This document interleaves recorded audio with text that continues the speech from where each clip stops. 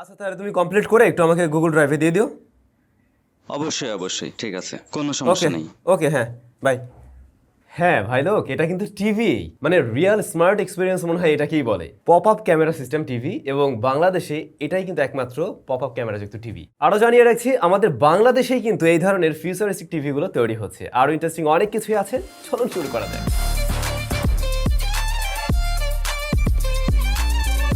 Welcome back everyone.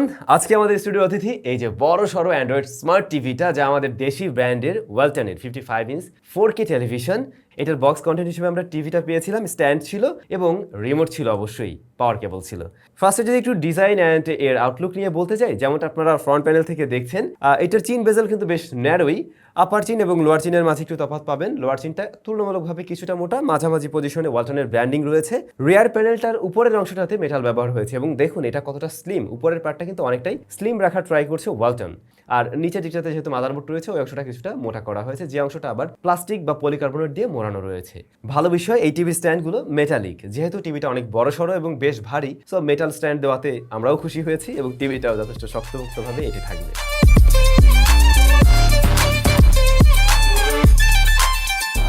Ports and button হিসেবে রিয়ারে আমরা দেখছি জয়স্টিক রয়েছে। যখন রিমোটের ব্যাটারি থাকবে না, চাইলে এটা দিয়েও কাজ চালাতে পারবেন। একই সাথে আমরা দেখছি ল্যান্ড পোর্ট থাকছে, HDMI পোর্ট থাকছে তিনটা, এভি ইনপুট পোর্ট রয়েছে একটি, অডিও আউটপুট অর্থাৎ 3.5 মিলিমিটার হেডফোন জ্যাক রয়েছে একটি, USB 2.0 পোর্ট রয়েছে, যেখানে আপনি মেমোরি কার্ড এবং কার্ড রিডারের মাধ্যমেও কার্ড ব্যবহার করতে পারবেন। তবে খুবই ভালো বিষয়, up to 15,000 volt thunder protection system রয়েছে এই টিভিতে।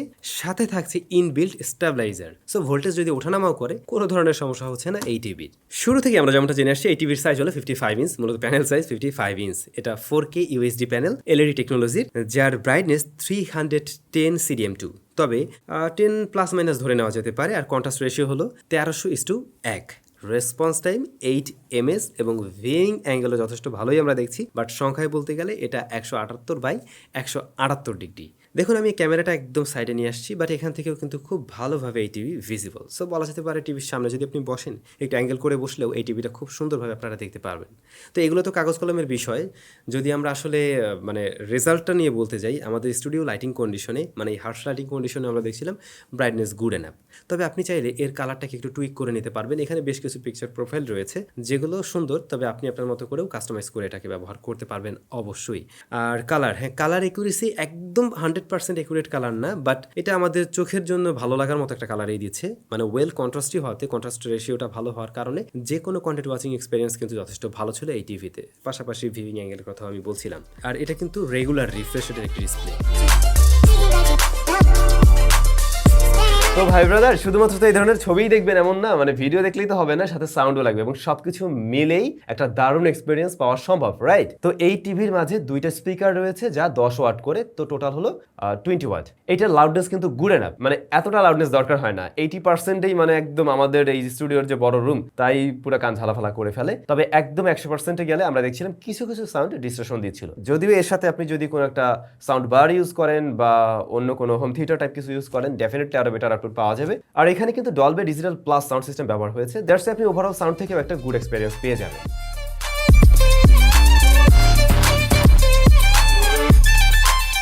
এই টিভিটা out of the box Android 9.0 দিয়ে রান করছে, তবে অ্যান্ড্রয়েড 11 পর্যন্ত আপগ্রেডেবল।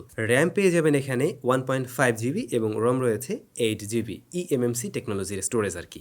আর এটার যে প্রসেসর, এটা মূলত হলো ARM Cortex A55 quad core একটি প্রসেসর, যা মূলত 1.2 GHz এর। রেগুলার ইউজেসে এই টিভিটা কিন্তু বেশ স্মুথ একটা রেজাল্টই দিচ্ছে। আমরা যখন রিমোট দিয়ে কোনো কিছু স্ক্রোল করছিলাম বা একটা অ্যাপস থেকে আরেকটা অ্যাপে সুইচ করছিলাম, বেরিয়ে যাচ্ছিলাম, মাল্টিটাস্কিং কাজ করছিলাম, মোটামুটি সব জায়গায় একটা স্মুথ রেজাল্ট দিতে পারছিল। তারপরে আমি বলবো এই টিভিটা যদি আউট অফ দ্য বক্স একদম লেটেস্ট অপারেটিং সিস্টেমই থাকতো, তাহলে কিন্তু মানে এটা নিয়ে আমরা আরো বেশি স্যাটিসফাই হতে পারতাম। যদিও এখানে আপনি অ্যান্ড্রয়েড টিভির জন্য যে সমস্ত অ্যাপ্লিকেশনগুলো রয়েছে তার সবকিছু এখানে ব্যবহার করতে পারছেন। আবার গুগল মিট বা এই টাইপের যত অ্যাপ্লিকেশনগুলো রয়েছে প্লে স্টোরে, সেগুলো কিন্তু আপনি অনায়াসে এখানে ব্যবহার করতে পারছেন।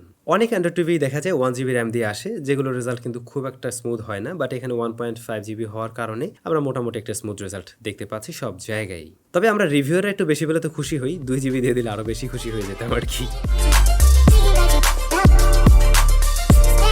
ইয়াস, ফাইনালি ক্যামেরা, যে বিষয়ের জন্য আপনারা অধীর আগ্রহে ওয়েট করছেন এবং আপনাদের মাঝে একটা প্রশ্ন এখন থাকতেই পারে, ভাই টিভিতে ক্যামেরা দিয়ে আমি করবোটা কি, কোন কাজে লাগবে? অনেক কাজে লাগার মতো জায়গা রয়েছে। ফার্স্টেই আমি বলবো মিটিং রুমে এইটার সবচাইতে বেস্ট ব্যবহারটা হতে পারে। ধরুন আপনারা কোন একটা মিটিং রুমে 10-12 জন রয়েছেন, আপনাদের বিশেষ অতিথি বলুন বা বিশেষ কোনো একজন তিনি মিটিংয়ে জয়েন করতে চাচ্ছেন, বাট হয়তো তিনি দেশের বাইরে রয়েছেন বা অন্য কোথাও রয়েছেন, তখন কিন্তু তিনি সরাসরি এই টিভিটার মাধ্যমেই আপনাদের মিটিংয়ে অংশগ্রহণ করতে পারবেন। ধরুন ওই রুমটা অনেক বড়, তখন কি দূরের মানুষটাকে দেখা যাবে? ক্লিয়ারলি দেখা যাবে। এই টিভিটাতে 4K যে ক্যামেরাটা রয়েছে সেটা 40 ফিট ডিস্টেন্সেও কভারেজ দিতে পারে এবং এখানে এআই টেকনোলজি ব্যবহার হয়েছে।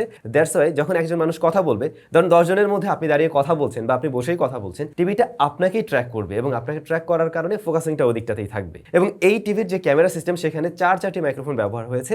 আমরা অনেক দূরে ডিস্টেন্স থেকেও চেক করে দেখছিলাম, একদম ক্লিয়ারলি কথা শোনা যাচ্ছিল। অপর প্রান্তের ব্যক্তি অনেক দূর থেকেও আপনি কথা বললে ক্লিয়ারলি শুনবেন। তো মিটিং রুমের জন্য কিন্তু এই বিষয়টা বা এই ফিচারটা খুবই কার্যকরী আমার মনে হয়েছে। আবার দেখুন আপনার ফ্যামিলি মেম্বার কোনো একজন হয়তো বাইরের দেশে থাকছেন, আপনারা সবাই মিলে কিন্তু চাইলে এই টিভিতে তখন ভিডিও কলিংয়ে কথা বলতে পারছেন, জায়েন্ট স্ক্রিনে দেখতে পাবেন তাকে এবং একসাথে সবাই বসেও চাইলে কথা বলা যাবে। তো এই ক্যামেরা ডিটেল নিয়ে বলতে গেলে এখানে মূলত 12 মেগাপিক্সেলের একটা সেন্সর ব্যবহার হয়েছে আর এটা 4K তে আসলে ভিডিও শুট নেয় এবং 30 FPS এ। তো 4K হওয়ার ফলে কিন্তু রেজোলিউশনটা বেশ ভালো পাওয়া যাবে।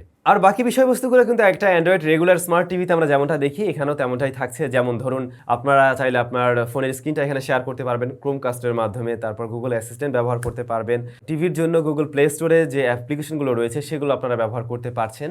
তো এই ছিল আমাদের দেশি ব্র্যান্ড ওয়ালটনের নতুন টেলিভিশন। এখানে নতুন বেশ কিছু আমরা পেয়েছি, হ্যাঁ বেশ কিছু জায়গায় অবশ্যই একটু কমতিও ছিল, তো সেই বিষয়গুলো একটু জানবো। তার আগে দামটা অবশ্যই একটু জানা উচিত। এই টিভিটার কারেন্ট প্রাইস হলো 92,900 টাকা এবং অবশ্যই অফিসিয়াল ওয়ারেন্টি রয়েছে। ভিডিও ডেসক্রিপশনে একটা লিঙ্ক দেওয়া থাকবে, যাদের এই টিভিটা কেনার প্রয়োজন তারা অবশ্যই সেই লিঙ্কের থ্রুতে নিতে পারবেন। তো এই টেলিভিশন নিয়ে আজকে আমাদের একটা ওভারভিউ আমরা তুলে ধরার ট্রাই করছি এবং সেই জায়গায় এসে আমরা অবশ্যই বেশ কিছু জায়গায় ইন্টারেস্টিং কিছু পেয়েছি, আবার কিছু জায়গায় একটু কমতিও রয়েছে। তো ফার্স্টে যেটা বলতে হয়, এটার পপ আপ ক্যামেরা সিস্টেমটা খুবই দারুণ ছিল, খুবই সুন্দর একটা আইডিয়া ছিল, যেটা অবশ্যই কাজে লাগবে বলে আমি আশা করছি। পাশাপাশি এর প্যানেল কোয়ালিটিও বেশ ভালো, বিশেষ করে এর ব্রাইটনেসটা আমরা ভালো পেয়েছি।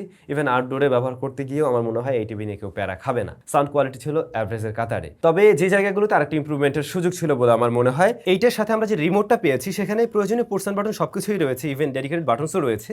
বাট এইটার ডিজাইনটা একদমই পার্সোনালি আমার কাছে আসলে পছন্দ হয়নি। একটু যদি ওই স্কোয়ার রেগুলার শেপ আমরা যেমনটা দেখে আসছি ওরকম রাখলে ভালো হতো, কারণ এটা হাতে নিয়ে না আমি ওইভাবে গ্রিপটা পাচ্ছি না আর কি, আমার মনে হয়েছে। হয়তো আমার হাত ছোট বিধায় এমনটা হতে পারে, অনেকের জন্য ব্যাপারটা আরো ইজিও হতে পারে।